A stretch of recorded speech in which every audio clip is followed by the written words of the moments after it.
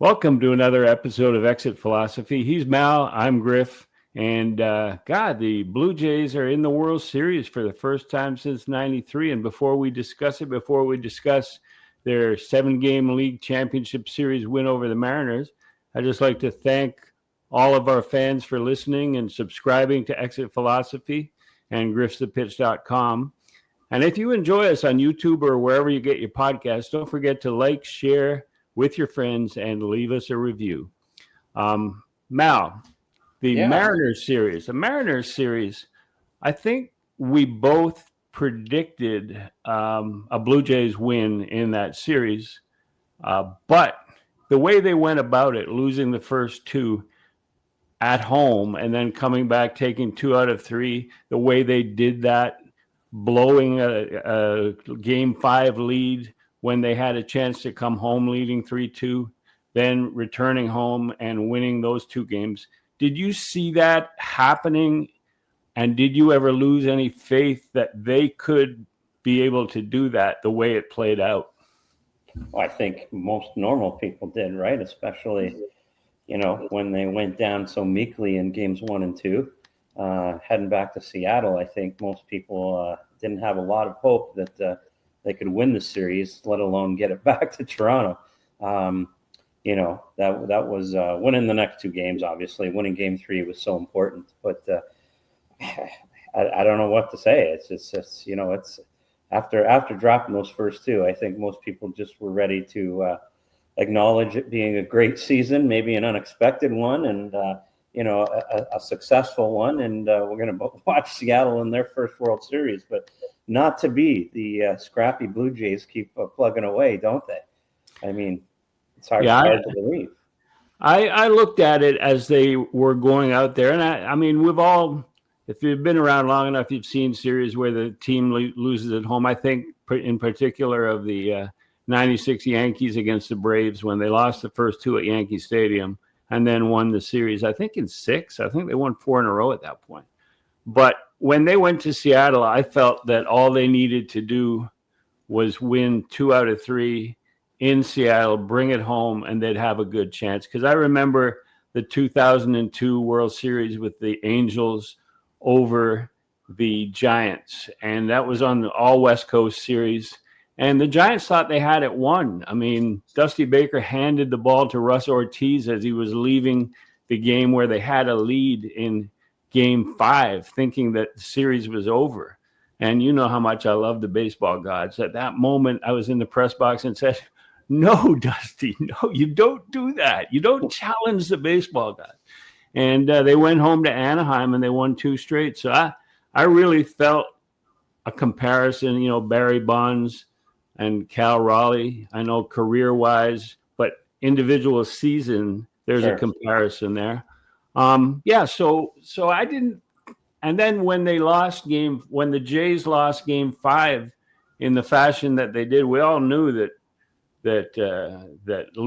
Brendan Little shouldn't have been entering that game. Yeah, no kidding. I mean, you've seen that much baseball, but what do you think the reason was for bringing him in that situation, other than the fact that he's a left-hander?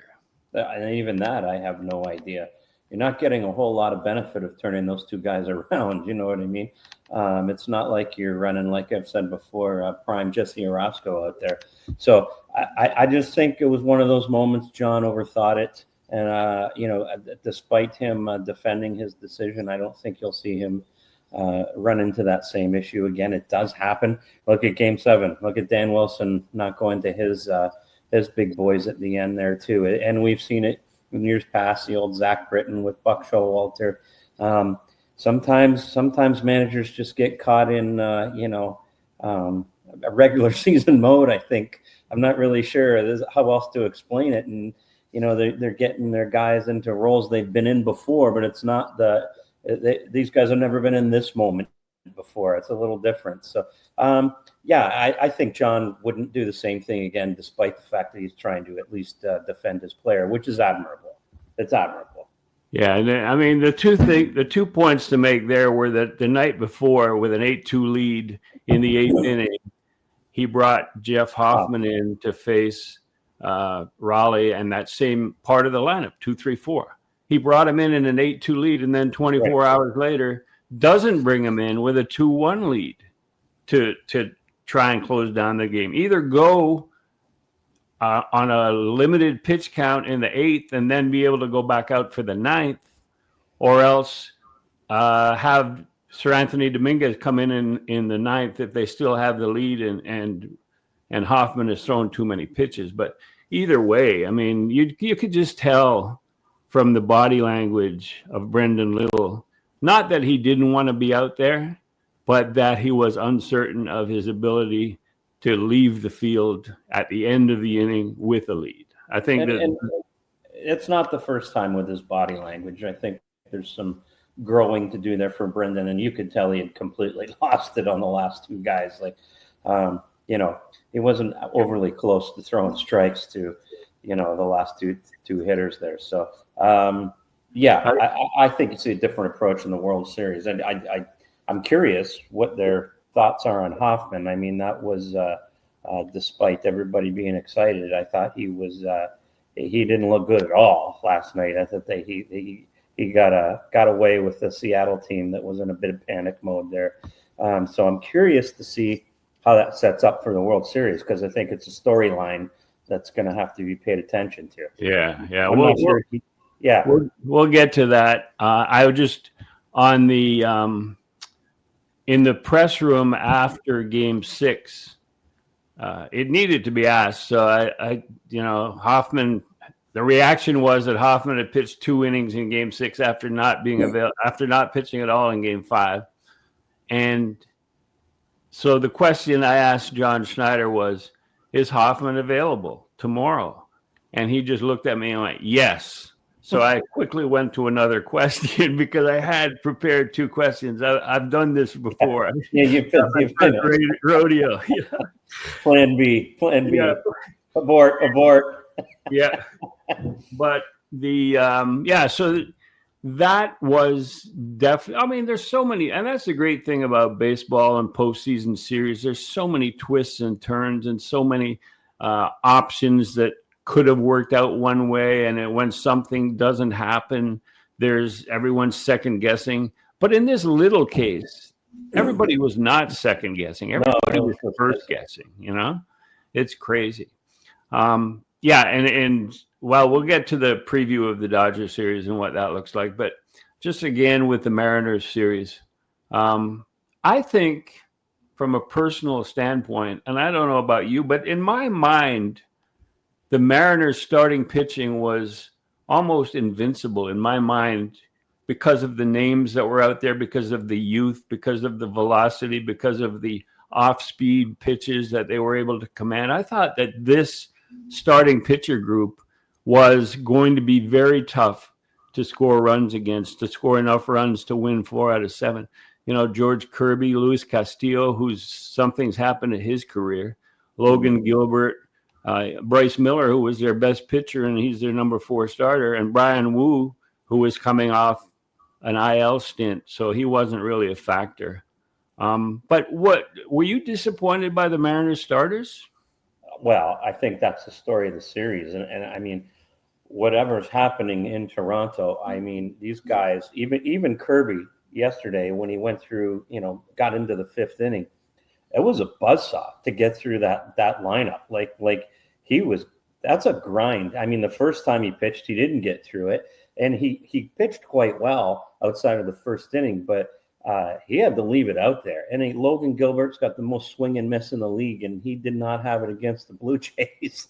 So, so their approach, whatever they're doing, is working. And I'm really curious to see how that translates again to another potentially great set of starting pitchers. But they really did a number on those Seattle pitchers and were able to get into the bullpen a little bit and put some runs up in bunches against those starters. And I think at the end of the day, you're right, Griff, that was the story of the series to me. It's just how they wore those guys out.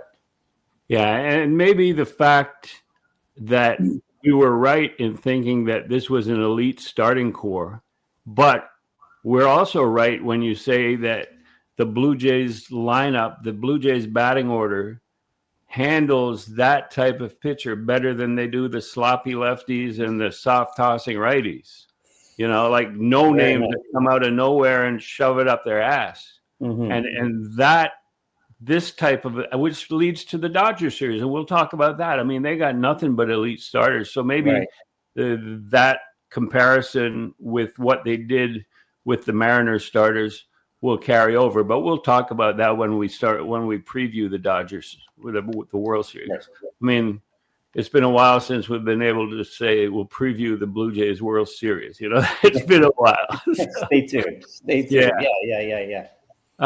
So the decision, moving to the Blue Jays side, the decision to have Max Scherzer start in Game 4 and Bassett, and it turned out to be a pretty good call because Bassett had 2 appearances and was really quick, made short work of the Mariners in his 2 assignments. But when you saw that Scherzer was going to be handed the ball for Game 4, what was your immediate reaction? Well, I thought it was the obvious choice, but I also thought it was, just unfortunately, where the rotation is at with the loss of Barrios, with Bassett going down, with Scherzer having his struggles. I'm not sure they were left with a lot of choice. And you're giving the ball to a guy, you're counting on his experience, right? He's counting on his ability to get through it, and they counted on correctly. The risk is he's going to give it up. Like, he's not the same guy. He gave up a home run. But man, did he gut it out. I mean, and those are the performances that you remember. That's got a little, it's a different time. It's got a little Jack Morris feel to it for this club, and how he, was going to just, it was all about me, and I'm going to get you there as far as he could take you. And he that's quite a moment on the mound. So he did what exactly he said you expect out of Max, and he did it. Yeah, he's like Jack Morris with 2 different eyes, like that's the big difference. But I laughed, and I thought when John Schneider went to the mound, because when Schneider goes, it's usually, unless Pete Walker's so scared of Max Scherzer, he didn't want to go to the mound and say, "Hey, this is your last guy." Right. But usually when Schneider goes to the mound, it's to take the guy out. I mean, that's the way it is with most starting pitchers. Yeah. So I think that there might have been a little bit of theater involved in this, in terms of Schneider knowing what was likely to happen and pushing the right buttons with Scherzer to get him that fired up and get off my lawn type thing. But yeah, I didn't think it was an embarrassing moment for Schneider. I thought that he was playing into it and making his point, which would then mean that he's smarter than some people think in terms of dealing with human beings and different personalities. What do you think about that?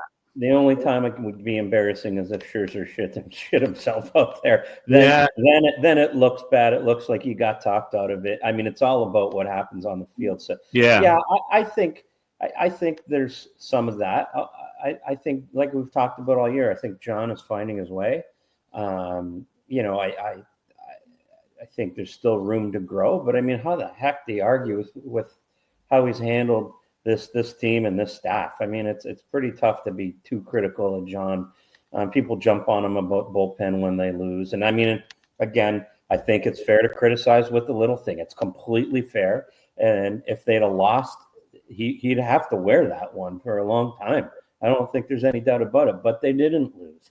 And, they came out firing in the next 2 days. So I think there's something to how he had this team ready to go as well. And you have to give him credit for that.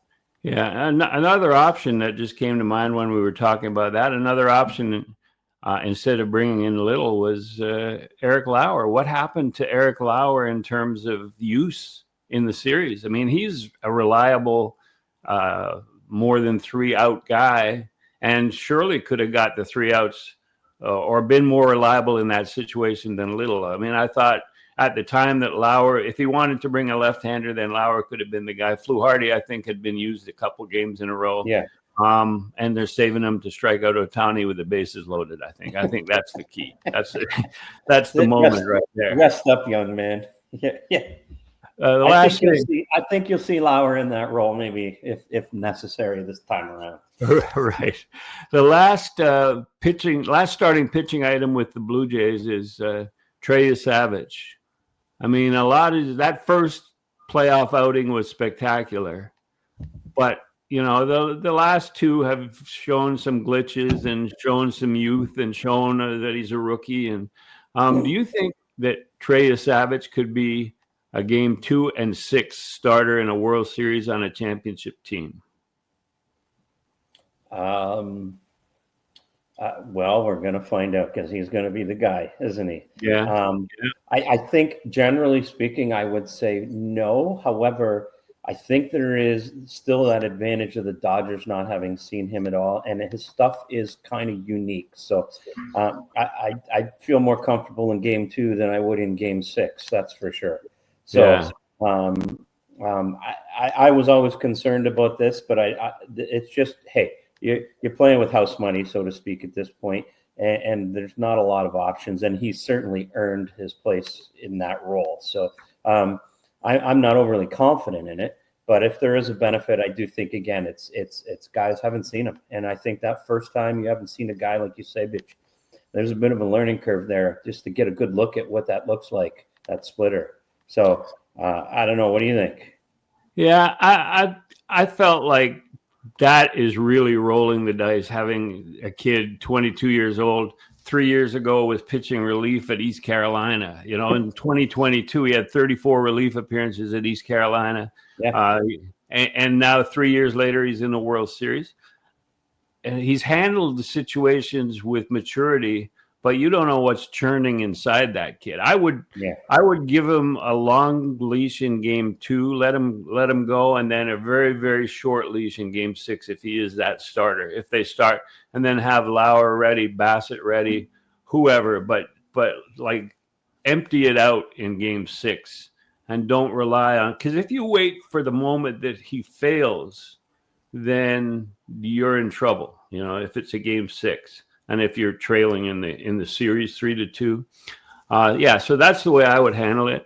I love the guy. I think that he's going to have a really good career. But we thought that about Alek Manoah too, and life gets in the way sometimes. Yeah. So it's interesting. But at this moment in time, the Jays and Schneider and Walker, and I dare say, Ross Atkins and the player development have handled the situation pretty well with Yesavage. Yeah. I dismissed the great, this guy worked his way up through 4 levels of the organization and he made it to the major leagues. That's incredible. No, what's not incredible is that they left him in Dunedin because the weather's better. They didn't want him having rainouts in Vancouver. He was like a top college pitcher who shouldn't be starting in the low A, but he did because they wanted him to get his innings in. Right, and he dominated. So I don't go with that 4 levels and then the major leagues. What he's doing right now is really good, but let's not build a mythology around him. Bullpen in the Mariners series, in the championship series. Andres Munoz faced 10 hitters in 7 games. And you mentioned earlier Buck Showalter and Zach Britton in the 2016 wild card game where he was still in the bullpen. I don't even, was he warming up or was he? No, he was. When Edwin hit the home run. Yeah, it was because Abadal Jimenez was the pitcher, but he had warmed up. Yeah. So because he was getting ready for a potential run to be scored in the top of the inning, right? Yeah, so that's right. That's overthinking in the same way, which it bringing to Munoz. They were double barreled down there, right? And like once Andres Jimenez lays down the bunt and the tying runs at second base, and you need a pitcher to come in. You got to bring Munoz in that situation, even though it's 7th inning, right? That's like the game. Yeah, that's the game. And it's the top of the order. Like like you got 1, 2, 3 here. You know what I mean? Like, yeah, right. So that was and the more series that the Jays play deep into the playoffs, as I said earlier, it makes John Schneider to me look better and better by comparison. You know, Aaron Boone has like a really talented team offensively. Yeah. And his pitchers are really good. He should have won more games. They should have won more games. When you have Aaron Judge in the middle of your lineup, you should win more games. Yes. And like Schneider outmanaged Boone, Schneider outmanaged Wilson. He has a chance to outmanage Dave Roberts because Dave Roberts isn't considered like a tactical genius. No, he's a follower of the yeah. game plan. He's a game manager, as they say. Now, this could be good for Schneider's career, but the manager of the year vote was on the final day of the season. So none of this. Got a good chance at that, too. Yeah, there would have been guys scratching out Schneider's name when he brought Little into that game. Yeah, no question. I broke down the Blue Jays bullpen into ripples, like the inner circle of trust, the middle circle of trust, and the outer circle of trust, and then Chris Bassett. So if you got 4 starters, running little. well, he's like hitting the lily pads right now on the outer circle. That's right. The inner circle would be, to me, and this is no particular order, I got 3 names. Louis Varland, who's pitched in all but one postseason game, Sir Anthony Dominguez, and Jeff Hoffman. Do you think that those 3 guys or is it? And I'll go medium so you can add or subtract. Okay. The middle circle, I got Braden Fisher, Fluharty, and Lauer, which really tells you how tight that inner circle is if you're including those guys. And then Yariel Rodriguez and Brendan Little are on, they got frogs jumping over them, in the pond of life. Yes. I think I'd have Jeff Hoffman bouncing in between those 2 groups. I don't think he's in the inner circle of trust. I just don't think he is. I don't know. I mean, you're going to need him. And we talked about this coming into the playoffs, what it's going to look like when you've got a 1-run lead, and they finally had one to protect the other night. They haven't needed him much in that role. But they didn't use him in game 5. And I think they kind of, there was debate whether they should bring him into that situation last night. I think he's floating on the outer edges of those 2 circles. So, I mean, it would seem to me that when Schneider did not use Jeff Hoffman in game 5 and they lost, and then he got to game 6 and he used him for 2 innings, that was not strategic as much as it was reactionary. Mm-hmm. Like all the criticism, and I'm sure that his wife Jess reads social media, even if John doesn't. And like he was really snippy about any question to do with Brendan Little coming in. Yes, as I found out. Yes. But he used him two innings, not because he's in his inner circle, but because he was reacting to the criticisms. I'll show you guys. Yeah. And then I think there's no way in game 7 that he's not going to use him. I mean, he went in there going, he's our closer. And I guarantee you that even though, and does circle of trust mean you leave him in his role, or does circle of trust mean we just call his name and we start packing our bags because we know it's over? I think it's more he's the closer. We gotta put him out there. And I wouldn't be surprised, Griff, if they reversed roles at some point in this. Hoffman then Sir Anthony. I wouldn't be surprised if that was an option for them. I think that would make me a little more jittery. Sure. Well, Anthony's command is not. Well, neither is Jeff's. I don't know if you watched that game last night. He threw 2 strikes to 3 hitters and got 3 strikeouts. Well, I think they were squeezing. I think they were squeezing the on-screen box. It looked smaller than it should have been. You know. Fair enough. Fair enough. Let's give him the credit. All right. Oh wow! But so now, it is interesting for sure. So now, Vlad Guerrero Jr. Yeah. I mean, and it's not just the 6 home runs and what he's done at the plate that are sort of proving the 14-year extension and the 15 years, if you include this year, and the $500 million is a good investment.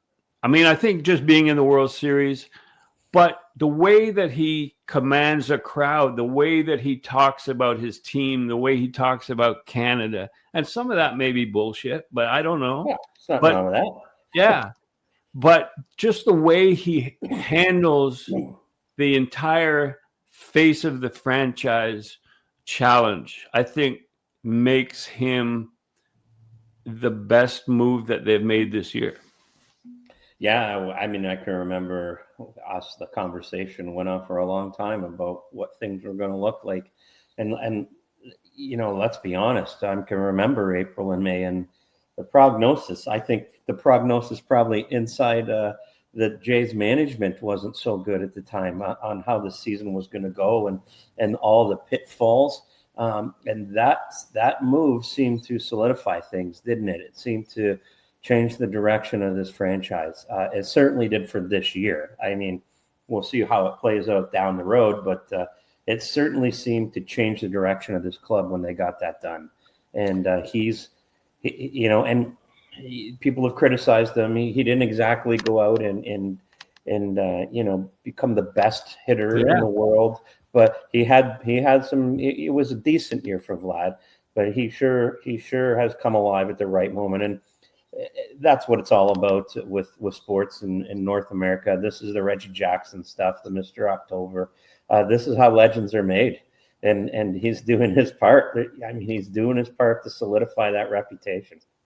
Well, you talk April and May with the team in the front office and coaches and even in the clubhouse, the players not knowing what kind of a team they had, how far they could go. Yeah, they were struggling. They were playing ping pong with 500.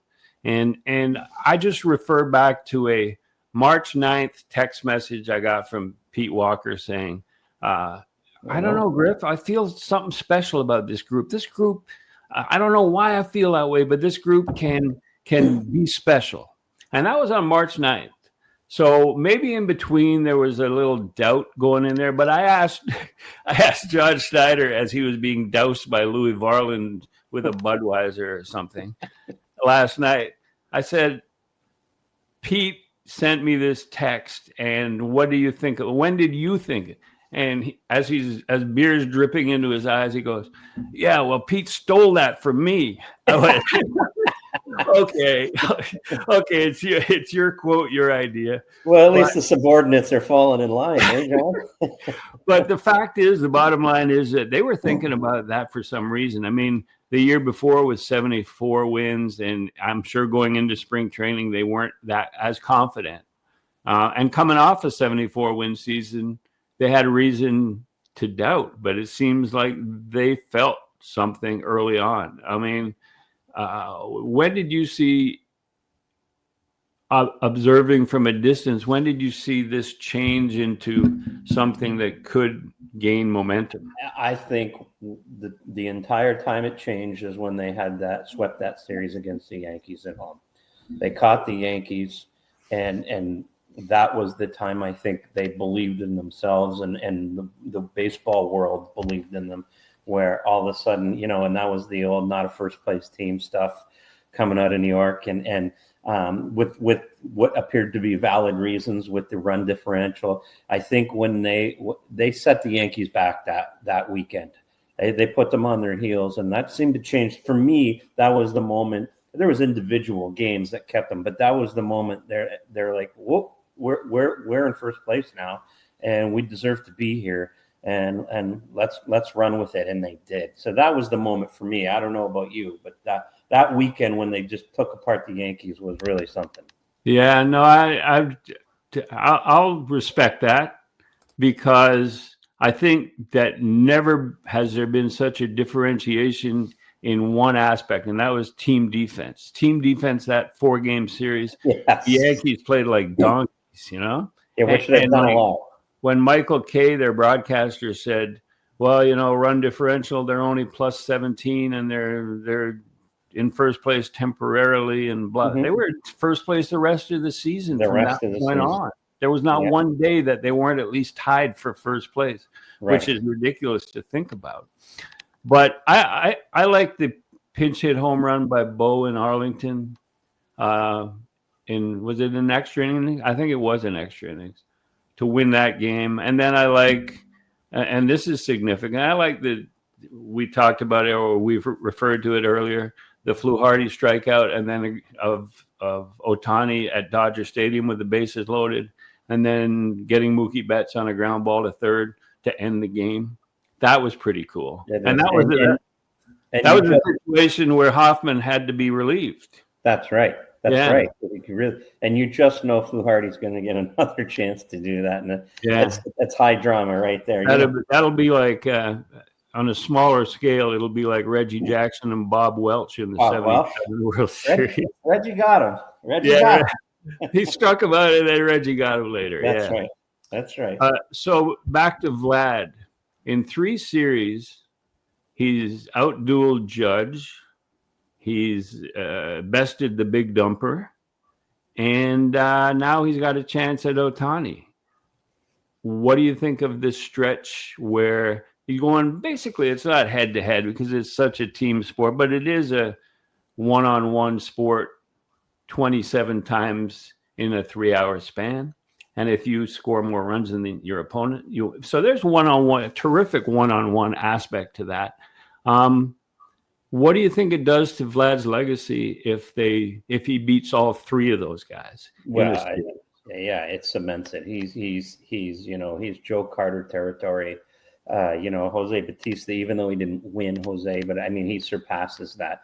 You cement that forever and ever. If you win a World Series and go through, how many teams have won a World Series by going through the Yankees and the Dodgers? I don't know the answer to that, but there isn't too many. That's for sure. I'm guessing. Well, maybe there is because they're always there. But if Vladdy does that, his legendary status is cemented. There's no. You can start thinking about, putting his name on the wall one day, even with another 15 years left.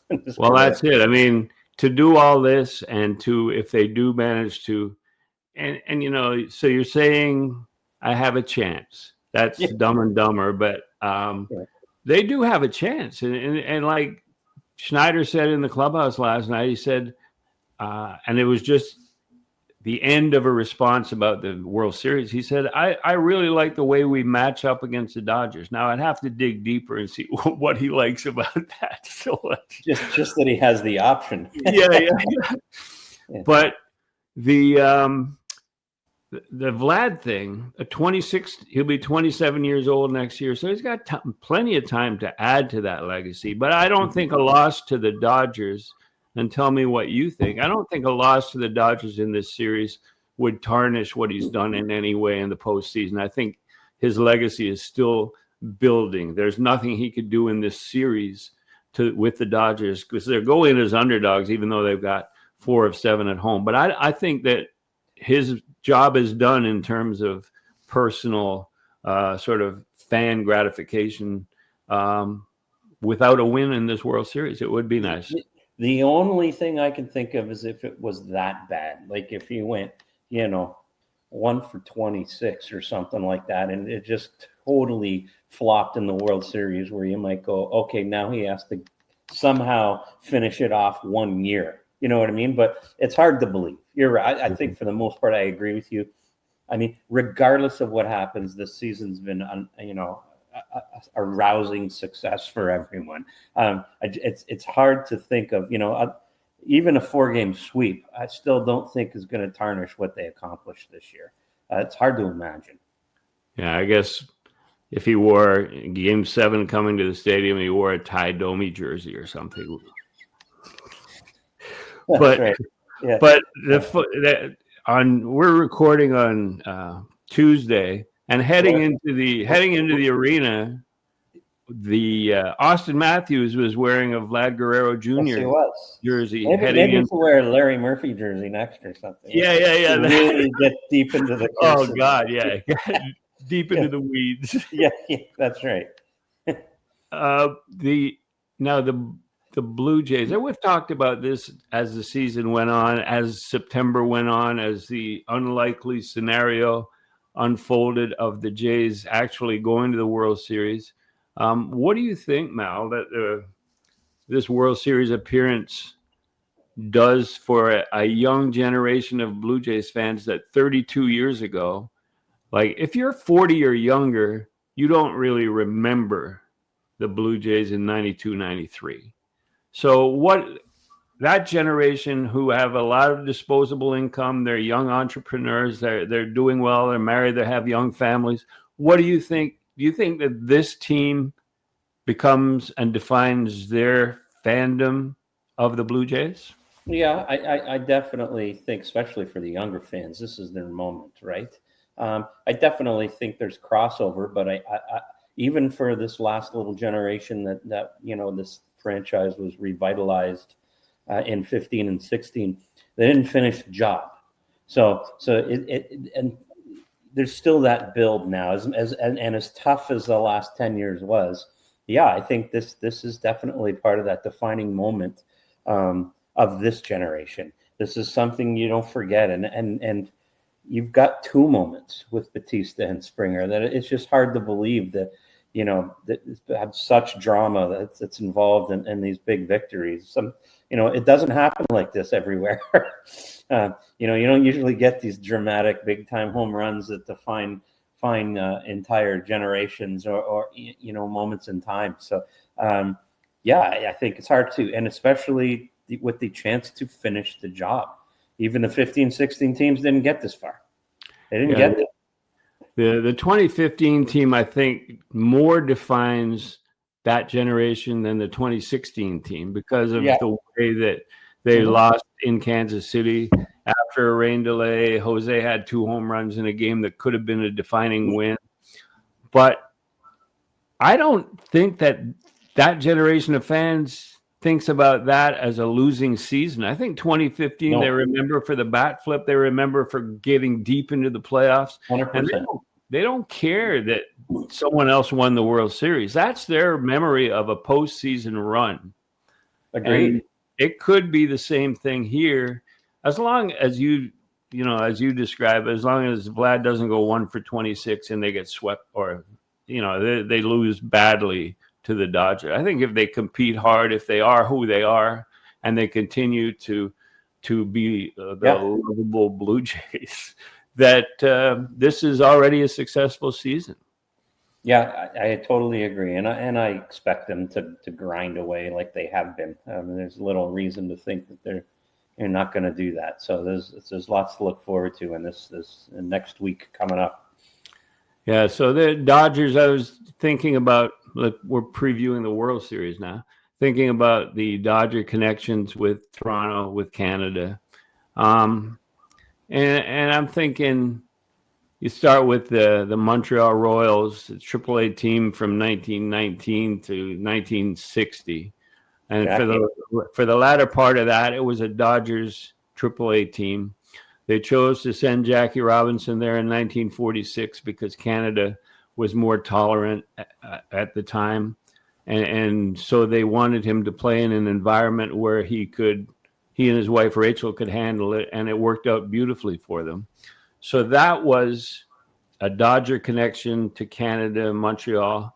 And then in 1969, Montreal granted a franchise, the Expos, which led to 1977, where it became viable for a second Canadian team. So Toronto gets a team because of the Expos, because of the Royals, because of the Dodgers. Mm-hmm. So there is that connection.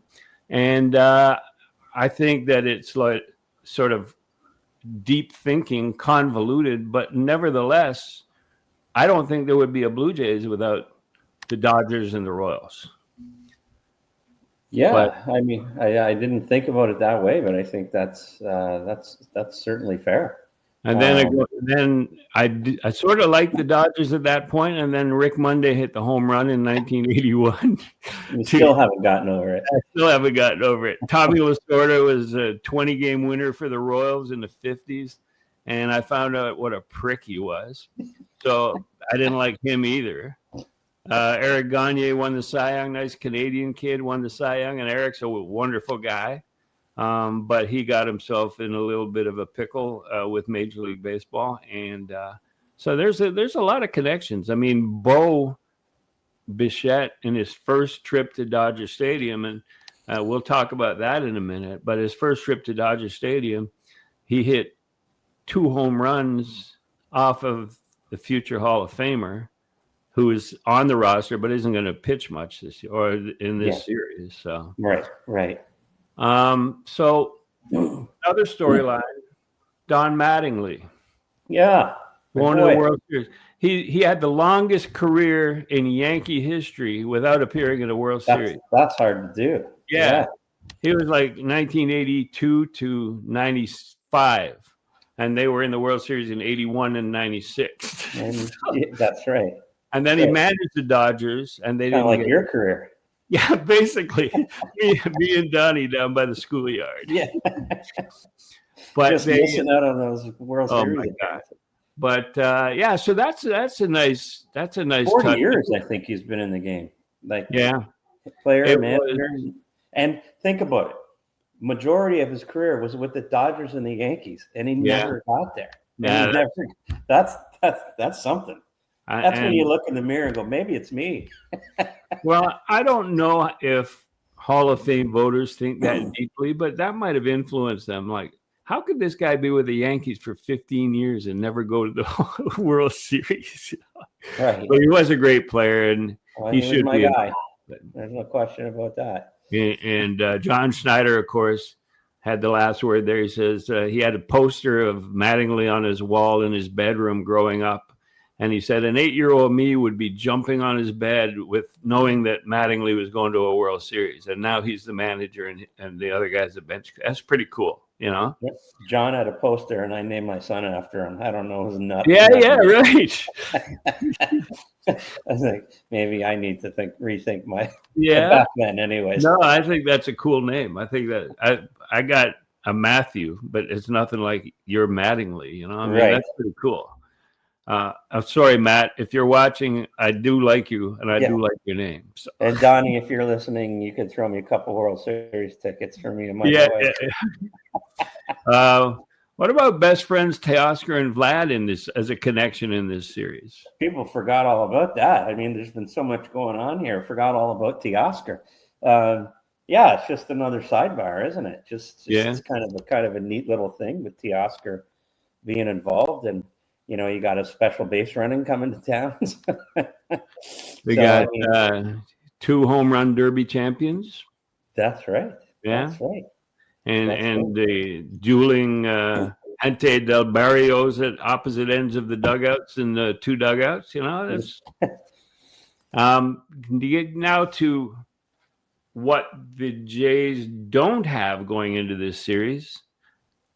Would you activate Bo Bichette and put Joey Loperfido on the sideline? Because he didn't even get used in that series. But this might be Bo's swan song in a Blue Jays uniform. Well, as a free agent, pending free agent. Yeah. So would you care and maybe get him an at bat, maybe give him a Kirk Gibson moment, maybe if he gets on base, pinch run for him with somebody. But Joey Loperfido or Bo, I might put a gimpy Bo in there just to hit.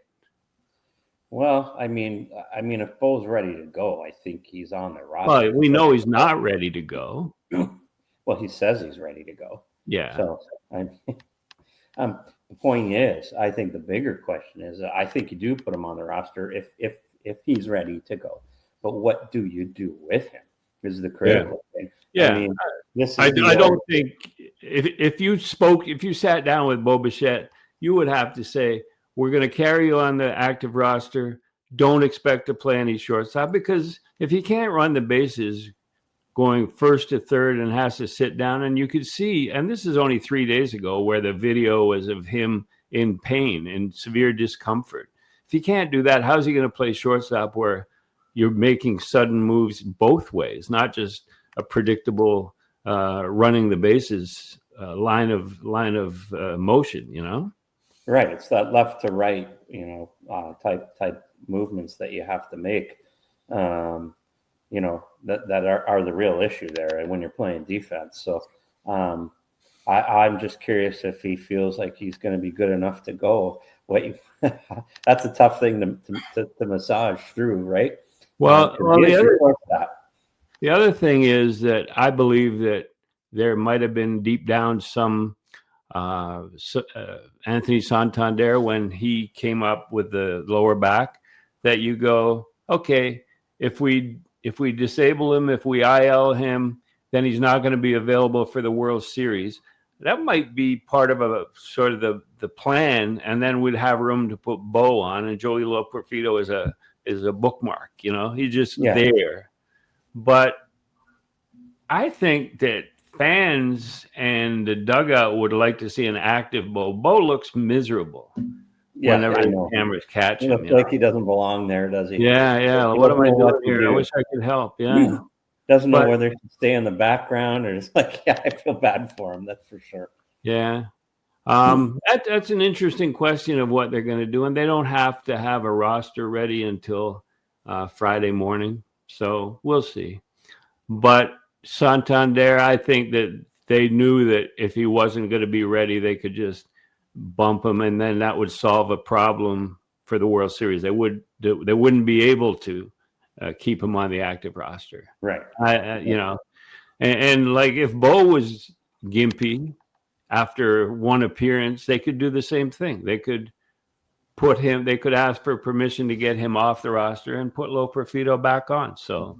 Yeah, I think you'll see Bo on the roster. I'm pretty sure that's what's going to happen. And the $1 million question is, what do they do with him? That'll be the interesting decision to make, because if he wants to get in the field, I don't know. The domino effect is quite interesting, isn't it? Yeah. No, and I think there's some experimenting going on with strategy and see how it works out, and then we'll decide moving forward to the next series, the next game, whatever. I think they're just ratcheting up their strategy, and hopefully that ratcheting doesn't include a lot of analytics. Oh, well, I got news for you, Griff. Okay, I got a series of one-word descriptions of the Blue Jays offense and their lineup. You listen closely and tell me which ones you like or you think refer to this Blue Jays lineup. Relentless, pesky, eclectic, fearless, cerebral, baton passing. That's 2 words with a hyphen, but I cheated there. Clutch, lucky, flash in the pan.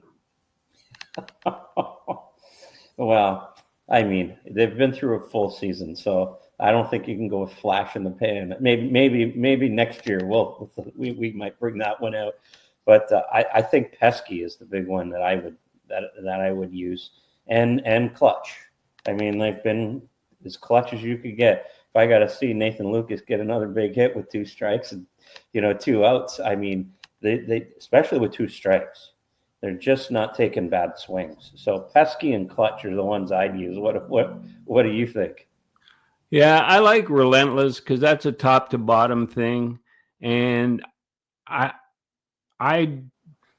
fear for Nathan Lucas in terms of wearing down, the lingering effects of an injury. Ernie Clement has been consistent, but relentless is a key. And the other guy that I fear for is Alejandro Kirk, in terms of we see how 89 was his previous high in games started behind the plate, and he was up to 100 in the teens, 113, 14, somewhere in there. And he's caught every inning of every game in the postseason.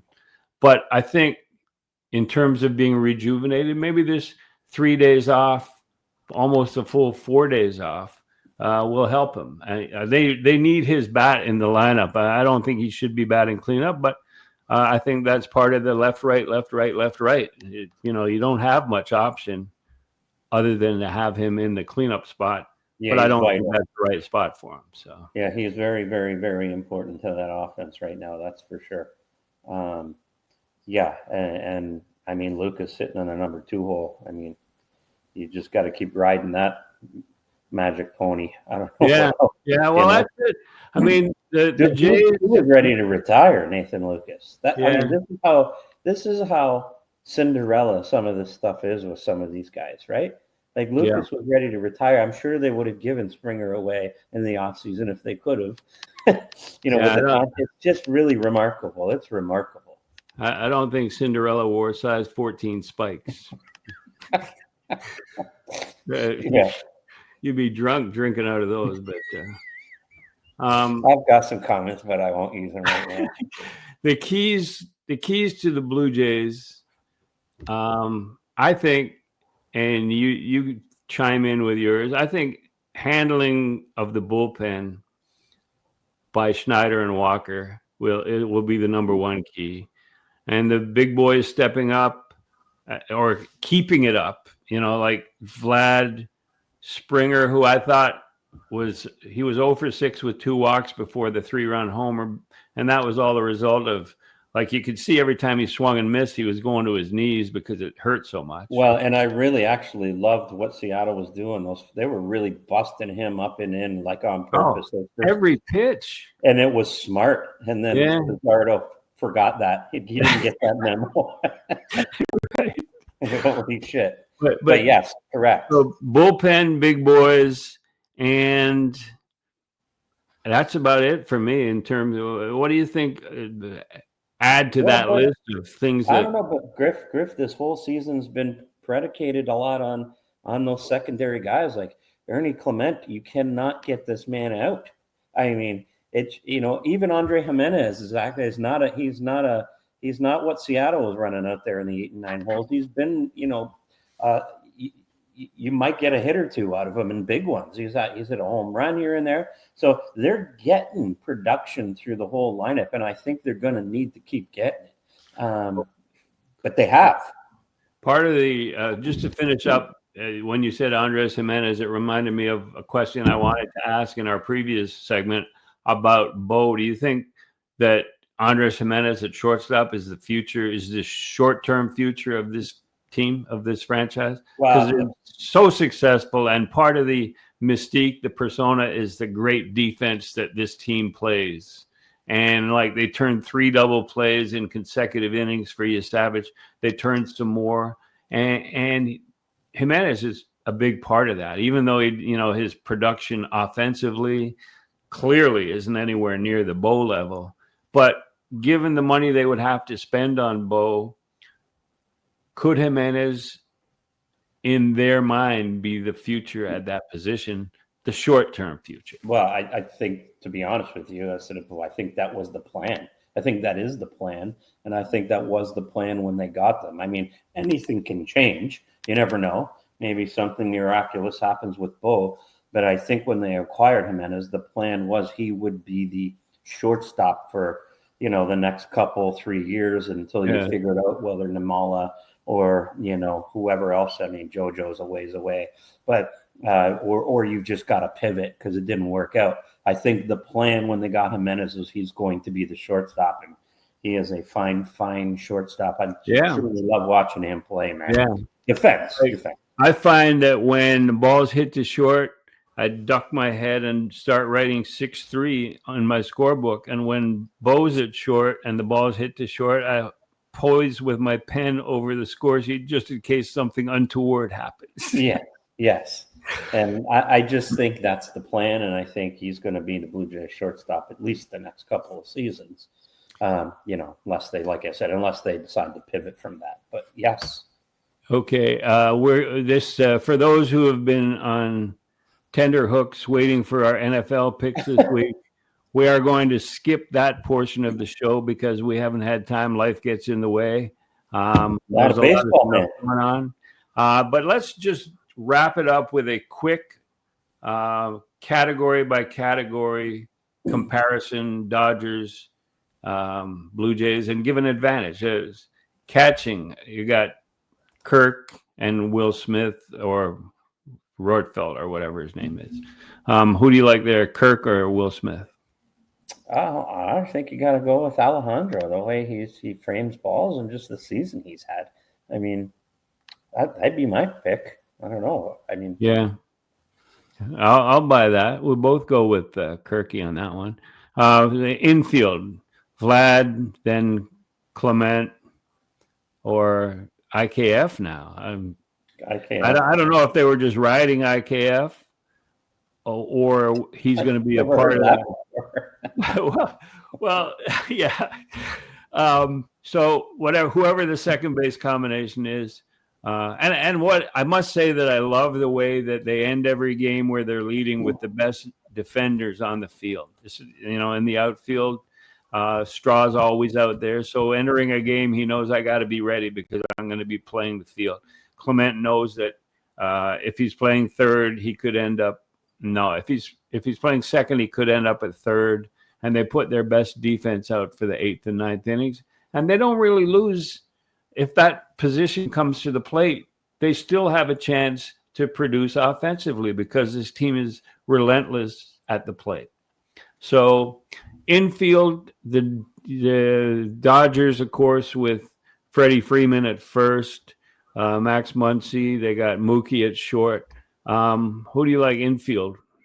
Well, it's still not hard. You got to like the Dodger infield, I think, overall. I just think, I mean, I suppose it's closer than you think, but you throw Mookie in there and Freddie and, yeah, I think Mookie and Freddie puts them over the top. Yeah. So, yeah, we're 1-1 on the scoreboard here. 1-1. Outfield. I'll go first here. I looked at the Dodgers list of outfielders, and it's not that spectacular. I think the Jays, with what they line up both offensively and defensively, gives a slight edge to Toronto in that. See, this is the crazy thing. You're probably right because even if you're looking at Nathan Lucas, I mean, it's not what it appears in your mirror. You know what I mean?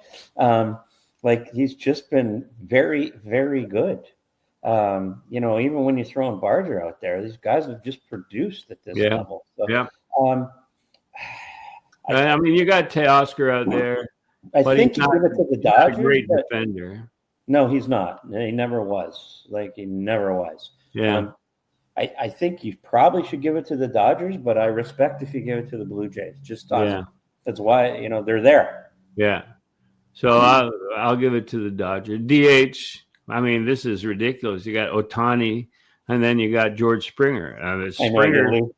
Springer's been carrying this team in the playoffs because that's what he does for whatever team he's playing for. And Ohtani is just the best player in the world right now. Last time I checked, George doesn't have any strikeouts to his record. Yeah. I mean, and it's unfortunate, but I mean, Ohtani, 1A, 1B. Yeah. Rotation, Gosman, Yesavage, Bieber, and Scherzer. I don't think that matters. I mean, we don't even have to discuss this. I think Dodgers. It's ridiculous. Games 1 and 2, Blake Snell, Yamamoto, and then. But I also would have gave the edge to the Mariners. So true that. Yeah. So bring it on, big boys. But just on paper, you got to give it 100% to the Dodgers. Way better. That's better. And then the bullpen. I mean, Roki Sasaki as a closer. He's a kid who's never been on a stage this big. And I would have to expect, and the relief corps leading up to Sasaki is nothing to write home about. The Dodgers relief corps. It has not been great. They're a high-paid group. They've had success in the past, but they suck. Yeah. And like Sasaki, at some point, maybe you can expect him to blow a game. But then you look at the Blue Jays bullpen. like this might be the highest scoring 7th, 8th, and 9th inning in World Series history. It's going to make for some interesting matchups, that's for sure. Yeah. But I would still have, I don't know, I'd call that even. Okay, Like, I'll go with that. I just think we're going to. The Hoffman thing, Jeff Hoffman thing is to me just something's going to happen there. It's going to be some scary moments. You sweat a lot when he goes to the hill. I know that. So, well, even if you look last night, he had zero command of any of his breaking stuff. Like Seattle was a little jumpy in that ninth inning. But with Hoffman, they were pumping adrenaline through an exhausted body, and that's a tough combination to control. That's very true. It's very true. Okay, so that's the and manager John Schneider against. I like Schneider. Yeah, me too. Yeah. Yep. And Gibby's available if anybody wants to sign him. He's left the Mets, they say, on his own, but I don't know about that.